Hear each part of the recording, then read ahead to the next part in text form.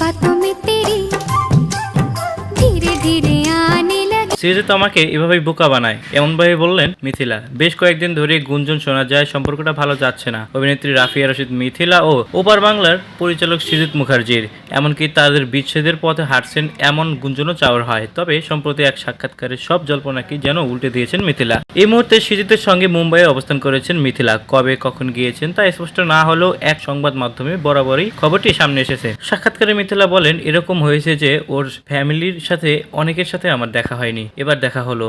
আমরা বেড়াতে গিয়েছি, আয়রার সঙ্গে সবাই পরিচিত হলো। গত বছর আমাদের শেষ দেখা হয়েছে, এরপর আর দেখা হয়নি।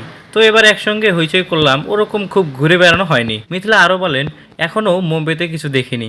আমি বলছিলাম গেটওয়ে অফ ইন্ডিয়া আছে তো, সিনেমায় দেখা যায়। সৃজিতকে বললাম আমাকে প্লিজ সেটা দেখাও। তখন বলল ওটা তখন বন্ধ, ঢেকে রেখেছে কাপড় দিয়ে। আমি ভাবলাম এটা কি ভুল ভাবছি, এটা তো অনেক বড়, কাপড় দিয়ে কি ঢেকে রাখা যায়? সবসময়ই সৃজিত আমাকে এভাবে বোকা বানায়।